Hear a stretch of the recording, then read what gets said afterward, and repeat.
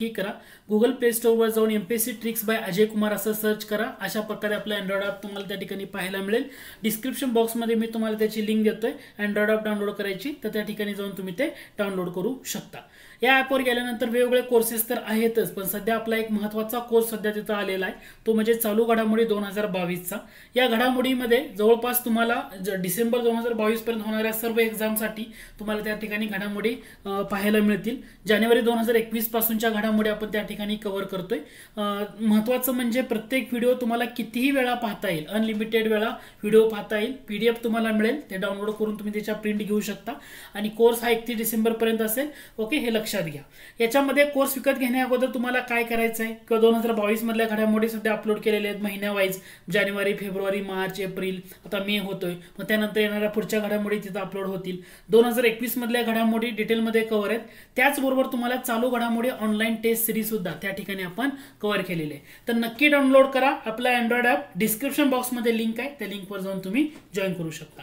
तर आज आपण ऍक्च्युली आपलं जे लेक्चर आहे त्याला नदीच्या उजव्या तीरावरील उपनदी नाही असं म्हटलेलं आहे.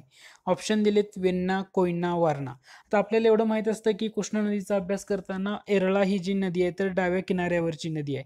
म्हटलंय काही कृष्णा नदीच्या उजव्या तीरावरील उपनदी नाही, म्हणजे उत्तर काय असणार आहे, येरळा हे उत्तर असणार आहे. ओके, मग आता मॅपमध्ये एकदा पाहून घेऊ. मॅपचं जर अनालिसिस केलं तर कृष्णा, वेण्णा, कोयना, वारणा इथं सगळं दिसतात. येरळा ही वरून दिसते, इथं पहा येरळा. तर ही डाव्या किनाऱ्यावरील नदी आहे, तीरावरील नदी आहे, हे लक्षात ठेवा. पुढचा प्रश्न आहे की खनिज दिलीत, जोडायला वाला प्रश्न आहे. अ गटामध्ये खनिज आहेत आणि ब गटामध्ये काय केलेलं आहे, तिथले प्रदेश दिलेले आहेत आणि आपल्याला सांगितले की याच्या योग्य जोड्या लावायच्या. आता याचं अनालिसिस करताना आपल्याला लोह खनिज, बॉक्साईट, क्रोमाइट आणि एस्बेस्टॉस दिले. याच्यामध्ये सगळ्यात महत्त्वाचं काय, एस्बेस्टॉस म्हटल्यानंतर अहमदनगर हे आपल्याला माहीत असतं. दुसरं म्हणजे बॉक्साईट खनिज म्हटल्यानंतर आपला जो कोकणचा भाग या किनारपट्टीचा त्या रिलेटेड असणारे जिल्हे म्हणजे कोल्हापूर, सातारा, सांगली या साईडचे असलेले जिल्हे याच्यामध्ये बॉक्साईट सापडतं. म्हणजे ब ला 3 असणारा पर्याय हे तुमचं अचूक उत्तर असणार आहे. ब ला 3. ब ला 3 कुठं आहे, ब ला 3 2 नंबर ऑप्शनमध्ये आहे. दुसरं म्हणजे डी ला 1, डी ला 1 इथं आहे. म्हणजे पर्याय क्रमांक 2 हे तुमचं काय असणार आहे, अचूक उत्तर असणार आहे. आता मग राहिलं लोह खनिज. लोह खनिज म्हटल्यानंतर चंद्रपूर, गडचिरोली आणि गोंदिया या जिल्ह्यामध्ये लोह खनिजाचे साठे तुम्हाला पाहायला मिळतील. आणि क्रोमाइट जे म्हटले तर क्रोमाइटसाठी भंडारा, नागपूर आणि सिंधुदुर्ग हे आहे. आता मॅपमध्ये याचं जर अनालिसिस केलं तर तुम्हाला त्याच्यावरून जास्त समजून येईल. याच्यामध्ये जे रेड त्रिकोण दिले ते म्हणजे काय आहेत, लोह खनिजाचे साठे आहेत. रेड त्रिकोण काय आहेत, लोह खनिजाचे साठे. मग आता तुम्ही जर बघितलं रेड त्रिकोण इथं आहे, हा म्हणजे गडचिरोली जिल्ह्यात बराचसा भाग दिसतोय. चंद्रपूर जिल्ह्यातला पण बऱ्याचशा भागामध्ये तुम्हाला लोह खनिज पाहायला मिळतं. त्याचबरोबर गोंदिया जिल्ह्यातल्या थोड्याशा भागामध्ये सुद्धा तुम्हाला लोह खनिजाचे साठे पाहायला मिळतात. म्हणजे गडचिरोली, चंद्रपूर, गोंदिया हे डिस्ट्रिक्टमध्ये दिसतं. चंद्रपूरमध्ये या साईडला पण थोड्या वरच्या बाजूला लोह खनिजाचे साठे आहेत.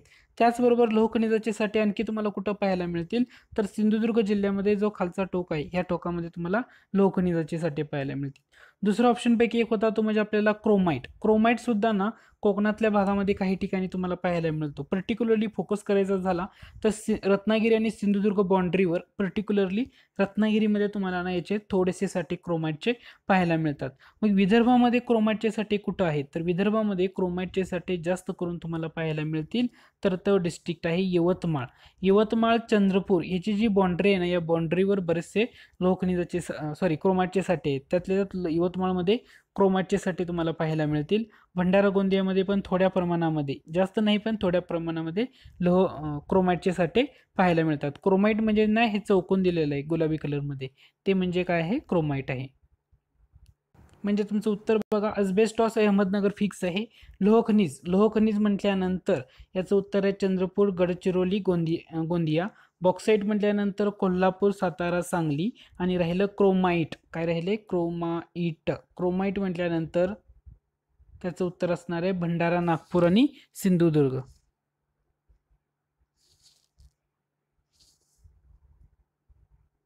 पुढचा प्रश्न हा स्टेट फॉरवर्ड आहे, तो म्हणजे सातपुडा पर्वत गोंड जमातीचं प्रमुख निवासस्थान आहे.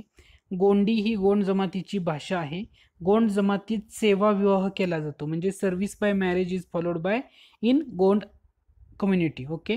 तर याचं उत्तर काय माहिती आहे का? सर्व विधानं बरोबर आहे. सातपुडा पर्वत जर म्हटलं तुम्ही तर त्याच्यामध्ये गोंड जमातीचं प्रमुख निवासस्थान म्हणून ओळखलं जातं. नक्की लक्षात ठेवायचं. त्यांची भाषेला म्हणलं तर गोंडी भाषा, काय म्हणतात ती गोंडी. गोंड जमातीची भाषा म्हणजे गोंडी. आणि या जमातीमध्ये ना सेवा विवाह केला जातो म्हणजे सर्व्हिस बाय मॅरेज.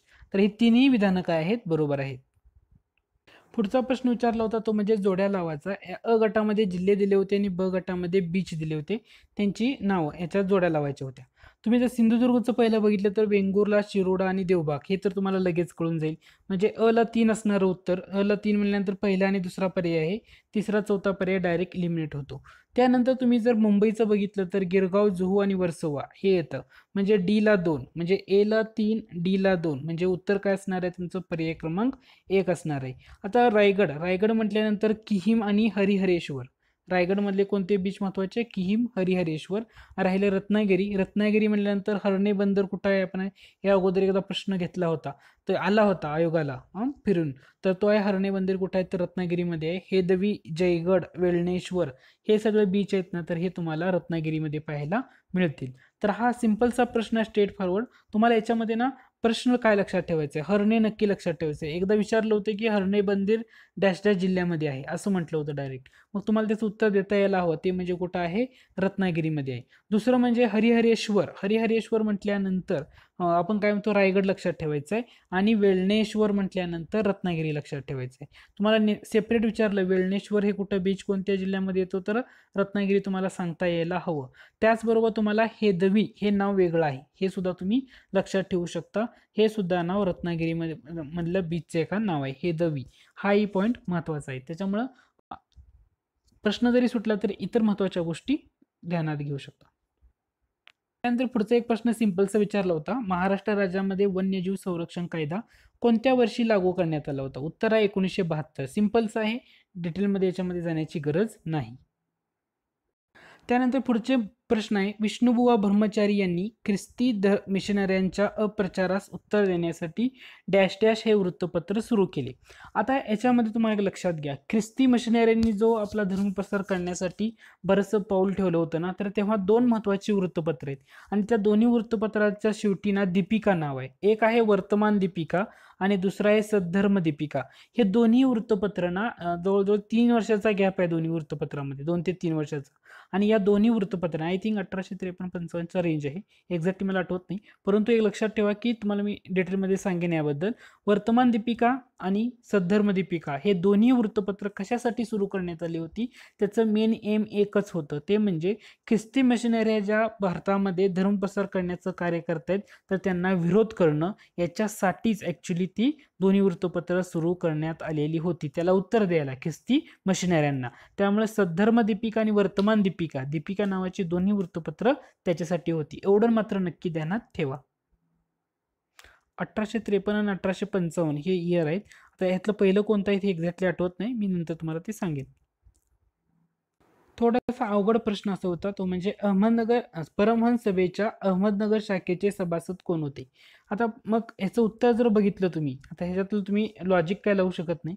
उत्तर जर बघितलं तर त्याचं उत्तर आहे कासमभाई महमदजी ढालवानी, हे त्याचं अचूक उत्तर आहे. परमहंस सभेची जी अहमदनगर शाखा काढली होती त्याचे सभासद कोण होते? कासमभाई महमदजी ढालवानी. थोडासा अवघड असा प्रश्न आहे, परंतु परमहंस सभा आणि मानवधर्म सभा या सभा सुरू करण्यामध्ये दादोबा पांडुरंग तरखडकर यांचा महत्वाचा वाटा आहे. त्याच्यानंतर पुढचा प्रश्न होता तो म्हणजे लोकशाही स्वराज्य पक्षाच्या स्थापनेमध्ये डॅश डॅश यांचा सहभाग होता. तर लोकशाही स्वराज्य पक्षामध्ये दोन्ही रामराव होते, रामवाले. म्हणजे एक तर रामराव देशमुख पण होता, दुसरा रामभाऊ मंडलिक पण होता. आता याचं उत्तर बघताना तुम्ही लक्षात घ्या, 2 राम आहे हे आपल्याला समजतं, परंतु ए आहे का जमनादास मेहता? तर लोकशाही स्वराज्य पक्षाच्या स्थापनेमध्ये या तिघांचाही सहभाग होता, हे ध्यानात ठेवा. म्हणजे रामराव देशमुख तर आहेतच, परंतु रामभाऊ मंडलिक आणि जमनादास मेहता यांचा सुद्धा या पक्षाच्या स्थापनेमध्ये सहभाग होता. पुढचा प्रश्न आहे की खालीलपैकी कोणत्या संस्थांची स्थापना दादाभाई नौरोजी यांनी केली होती? ज्ञानप्रसारक मंडळी, Bombay association, London Indian association आणि ईस्ट इंडिया असोसिएशन.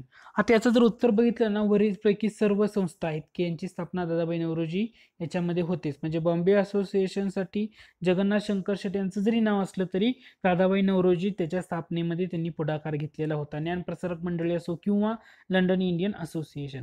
तुम्हाला दादाभाई नौरोजींच्या बाबतीत या तर संस्था लक्षात ठेवायच्याच आहेत. त्याचबरोबर तुम्हाला एक गोष्ट लक्षात ठेवायची आहे की त्यांनी काँग्रेसचं अधिवेशन 3 वेळा बसवलं होतं. 3 वेळा कोणत्या अधिवेशनाचे अध्यक्ष होतं आणि त्या अधिवेशनाचं ठिकाण कोणतं हे तुम्हाला ना माहीत असेल तर कमेंट बॉक्समध्ये नक्की मेन्शन करा. दादाभाई नौरोजी यांनी काँग्रेसचं 3 वेळा अध्यक्षपद बसवलं होतं. नक्की मेन्शन करा कमेंट बॉक्समध्ये. त्यानंतर जोड्या लावायचा प्रश्न होता. इकडे संस्था दिलेत आणि इकडे इयर दिले होते. आपल्याला याच्या जोड्या लावायच्या होत्या. त्यातलं तुम्ही 2 नंबरचं बघा, all India trade union Congress, त्याला आपण आयटक म्हणतो. आयटकचे पहिले अध्यक्ष होते लाला लजपत राय. तर याचं कधी सुरुवात झाली तर 1920ला. आयटकची स्थापना कधीची? 1920. म्हणजे ब ला एक ऑप्शन असणारा पर्याय ओळखा. तर ह्यातला दुसरा ऑप्शन हा एलिमिनेट होतो डेफिनेटली, कारण हा ऑप्शन तर एलिमिनेट झाला. ब ला एक 3 ठिकाणी आहे. ओके. त्याच्यानंतर Madras labour union. Madras labour union ही एक MPSC साठी जुन्या काळामध्ये म्हणजे जवळ ट्रेंड जर बघितला तर जास्त फेमस असणारी ही संघटना आहे, कारण MPSC वर याच्यावर बऱ्याच वेळा प्रश्न येऊन गेलेला आहे. आणि याचं इयरवरच कायम विचारलं जातं. मद्रास लेबर युनियन म्हटल्यानंतर तुम्हाला इयर लक्षात ठेवणं गरजेचं आहे. 2 पाठ असणं गरजेचं आहे. ते म्हणजे 1918. 1918 म्हणजे बी ला 1 आणि ए ला 2 असं कुठं आहे तर पहिल्या आणि तिसऱ्या ऑप्शनमध्ये. म्हणजे दुसरा ऑप्शन सुद्धा इलिमिनेट झाला. म्हणजे ह्या पहिल्या दोन्ही ऑप्शनमध्ये सेम आहे. आता प्रश्न राहतो गिरणी कामगार संघ आणि तिसरा राहतो national trade union federation. Okay. मग आता याच्यामध्ये तुम्हाला प्रश्न किती प्रोबॅबिलिटीवर गेला? 50% प्रोबॅबिलिटीवर गेला. मग आता याचं उत्तर जर तुम्ही बघितलं, गिरणी कामगार संघ हा 1927चा आहे. गिरणी कामगार संघ कधीचा? 1927. म्हणजे तुमचं उत्तर असणार आहे पर्याय क्रमांक 3. आणि नॅशनल ट्रेड युनियन फेडरेशन हा 1929चा आहे. म्हणजे या ज्या 4 संस्था आहेत पहिले लक्षात घ्या. Madras labour union 1918, all India trade union Congress किंवा त्याला आपण आयटक म्हणतो 1920, गिरणी कामगार संघ 1927 आणि नॅशनल ट्रेड युनियन फेडरेशन हे कधी आहे? 1929. ज्यावेळी 50% प्रोबॅबिलिटीवर प्रश्न तुमचा जाईल परीक्षेला सोडवताना तर डेफिनेटली तो तुम्ही अटेम्प्ट केला पाहिजे. तर हे लक्षात ठेवा. यातल्या ह्या 2 संस्था तर महत्त्वाच्या आहेत. आयटक किंवा all India trade union Congress समजतं आपल्याला, परंतु मद्रास लेबर युनियन 1918 हे ध्यानातच ठेवा. बऱ्याच वेळा प्रश्न याच्यावर विचारलेला आहे.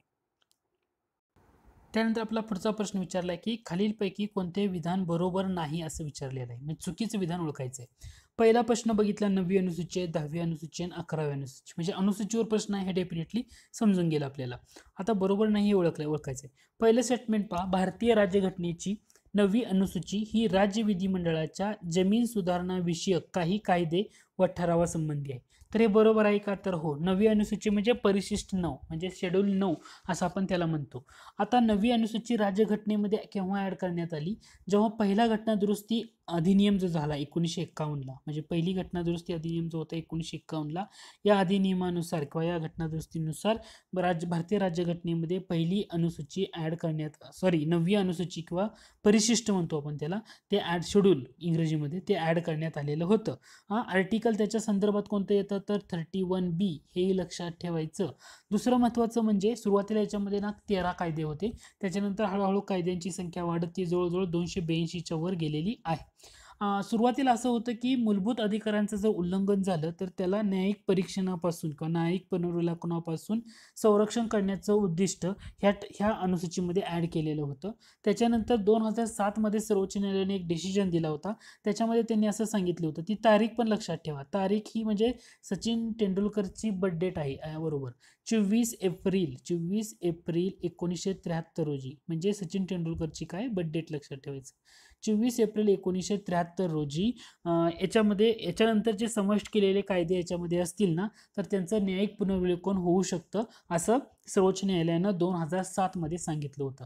म्हणजे तुम्हाला 9वी अनुसूचीबद्दल एवढ्या गोष्टी ॲटलिस्ट कळणं गरजेचं आहे. म्हणजे पहिलं स्टेटमेंट तर तुमचं डेफिनेटली बरोबर आहे. हा ऑप्शन एलिमिनेट होतो. त्यानंतर भारतीय राज्यघटनेची 10वी अनुसूची ही 1985च्या 52व्या घटना दुरुस्तीद्वारे समाविष्ट केली असून त्यात पक्षांतराच्या कारणावरून अपात्र संबंधीच्या तरतुदी आहेत. तर हे बरोबर आहे का? तर हो बरोबर आहे. पक्षांतर केल्यामुळे संसद असेल किंवा राज्य विधानसभेचे सदस्य असतील यांचं सदस्यत्व रद्द करण्याच्या बाबतीत तरतुदी या 10व्या अनुसूचीमध्ये किंवा 10व्या शेड्यूलमध्ये किंवा 10व्या परिशिष्टामध्ये ठेवण्यात आलेले आहेत. 52वी घटना दुरुस्ती इयर पण लक्षात ठेवा 1985. एवढे पॉईंट तर तुम्हाला कळायला हवं. पक्षांतर बंदी कायदा किंवा पक्षांतर विरोधी कायदा असं म्हटलं तरी चालेल. मग आता माझा प्रश्न असा वरतो, 10व्या अनुसूचीच्या संदर्भामध्ये असणारी 2 महत्वाची कलम कोणती? एक आहे कलम 102, दुसरं कलम आहे म्हणजे राज्यघटनेतनं आर्टिकल 102 102 आणि दुसरा आर्टिकल आहे आर्टिकल 191. हे दोन्ही गोष्टी म्हणजे दुसरा सुद्धा स्टेटमेंट आपलं बरोबर आहे. म्हणजे पहिला ऑप्शन तर येणार नाही, दुसरा पण येणार नाही. आता तिसरा ऑप्शन पहा. भारतीय राज्यघटनेच्या 11व्या अनुसूचित नगरपालिकांचे अधिकार, प्राधिकार, जबाबदाऱ्या, तरतुदी आहेत. आता 11वी अनुसूची किंवा 11th शेड्यूल आणि 12th शेड्यूल किंवा त्याला आपण परिशिष्ट 11वं आणि परिशिष्ट 12वं असं म्हणतो. किंवा 11व्या अनुसूची कशाच्या संदर्भात आहे?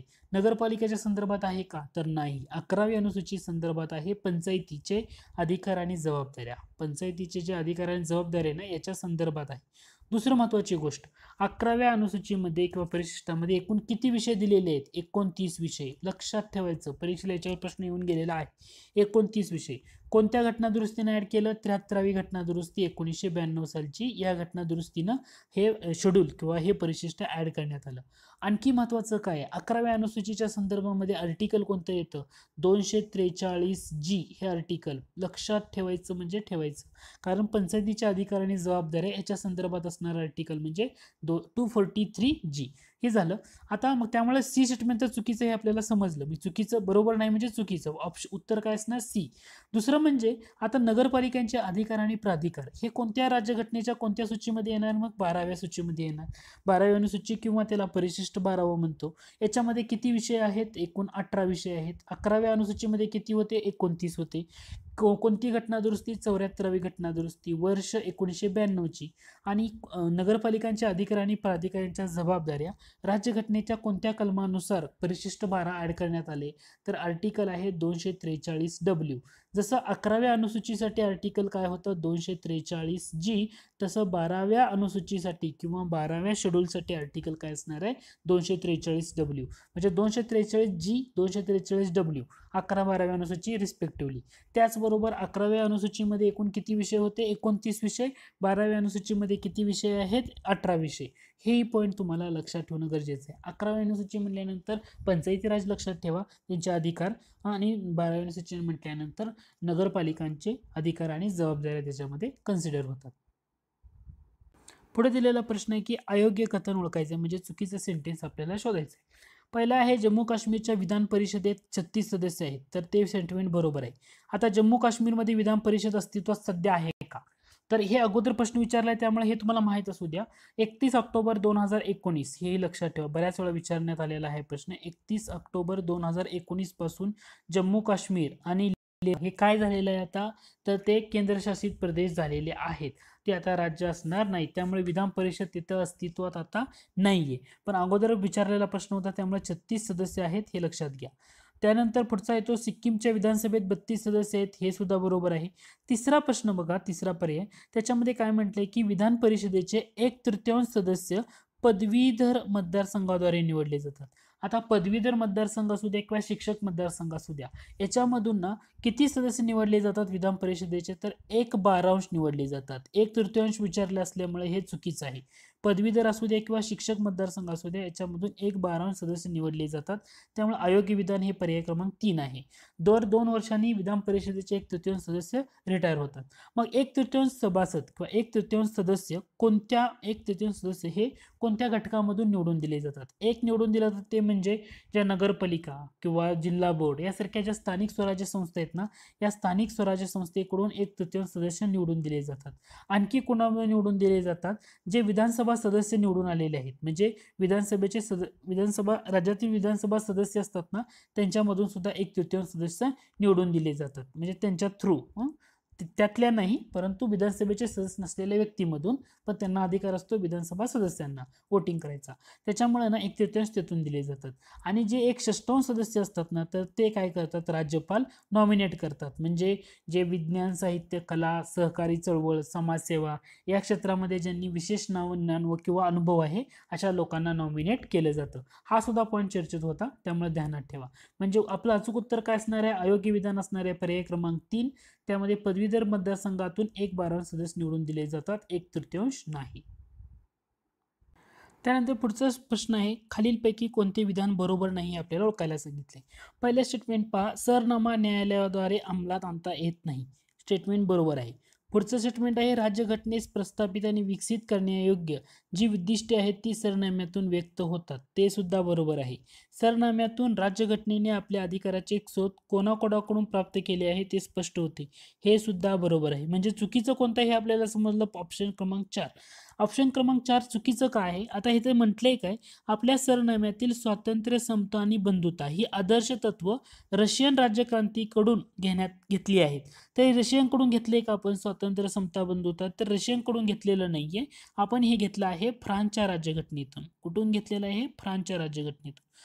ओके, त्यामुळे हा कोणचा पॉईंट क्लिअर झाला असेल, फ्रान्सच्या राज्यघटनेतून आपण स्वातंत्र्य, समता आणि बंधुता यांचे आदर्श घेतलेले आहेत. मग आता प्रश्न येतो तो म्हणजे रशियन राज्यक्रांतीकडून आपण काय घेतले, तर रशियन राज्यक्रांतीकडून आपण 2 महत्त्वाच्या गोष्टी. पहिलं म्हणजे एक मूलभूत कर्तव्य.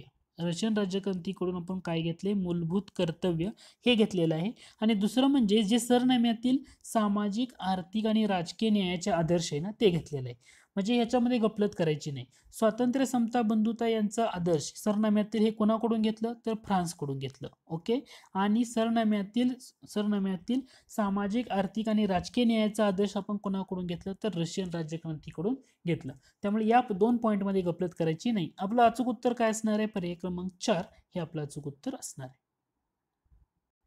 पुढचा प्रश्न होता की शेती उत्पन्नावरील कर राज्य सरकारच्या अखत्यारीमध्ये खालीलपैकी कोणी सोपवले आहेत. आंतरराज्य परिषद, राष्ट्रीय विकास परिषद, नियोजन आयोग की भारतीय राज्यघटना. डेफिनेटली लक्षात ठेवा, शेती उत्पन्नावरील कर राज्य सरकारच्या अखत्यारीमध्ये राज्यघटनेमध्ये सोपवलेले आहे. सिंपल प्रश्न आहे, स्ट्रेट फॉरवर्ड. पुढचा प्रश्न आहे तो म्हणजे लोकायुक्त ही यंत्रणा सर्वप्रथम डॅश डॅश राज्यात डॅश डॅश साली निर्माण करण्यात येऊन कार्यान्वित झाली. आता लोकायुक्त असं जर म्हटलं तर ते येतं महाराष्ट्रामध्ये सर्वप्रथम हे लागू करण्यात आलं होतं 1971 साली. आता लोकायुक्त आणि लोकपाल राज्यांसाठी असेल तर ते लोकायुक्त असतात, आणि लोकपाल जे असतं ना तर ते देशासाठी असतं. हे 2 पॉईंटमध्ये गफलत करायची नाही. त्यामुळे लोकायुक्त ही जी यंत्रणा सर्वप्रथम कोणत्या राज्यात लागू केली, तर महाराष्ट्रामध्ये. कोणत्या साली, तर 1971 साली. त्यानंतर पुढचा प्रश्न आहे, राज्यपाल हे राज्य विधिमंडळाचा भाग नाहीत. आपल्याला म्हटले बरोबर ओळखा, तर हे पहिलं स्टेटमेंट चुकीचं आहे.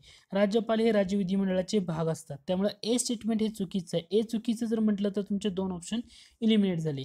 डेफिनेटली तुमचा बरोबरपैकी एक तर बी आणि बी आणि सी, म्हणजे बी स्टेटमेंट तर बरोबर असणार आहे. म्हणजे राज्यपालांना विधानसभा व विधान परिषदेला संबोधित करण्याचा अधिकार आहे. तिसरं स्टेटमेंट पहा, राज्यपालांना पदमुक्त करण्याचा अधिकार उच्च न्यायालयाला आहे का, नाही. हे स्टेटमेंट चुकीचं आहे. कारण राज्यपालांची नियुक्ती कोण करतं, मग आता राज्यपालांच्या कार्यकाळाची हमी दिली आहे का, तर या सगळ्या गोष्टी राज्यपालांना राष्ट्रपती केव्हाही काढू शकतो. म्हणजे पदभार ग्रहण केल्यापासून राज्यपाल किती वर्षासाठी पदावर राहतात, तर 5 वर्षासाठी राहतात. परंतु हे डिपेंड कशावर आहे, तर राष्ट्रपतीच्या मर्जीवर. म्हणजे राष्ट्रपतीला तर राजीनामा देऊन कधीही तो पदावरून दूर जाऊ शकतात. राष्ट्रपतीच्या मर्जीबाबत न्यायालयात जाता येतं का, असं विचारलं तर उत्तर काय, तर राष्ट्रपतीच्या मर्जी याबाबत न्यायालयात जाता येत नाही, असं सर्वोच्च न्यायालयानं डिसिजन दिलेला होता. आणि राज्यपालाला कोणत्याही कार्यकालाची हमी नाही, त्याचा कार्यकाल निश्चित नाही, आणि राष्ट्रपती त्याला कधीही काढू शकतो. असा जो डिसिजन आहे ना, तर तो सूर्यनारायण विरुद्ध भारतीय संघराज हा जो खटला आहे, हा एक खटला तुम्हाला माहित असू द्या. सूर्यनारायण वर्सेस भारतीय संघराज्य,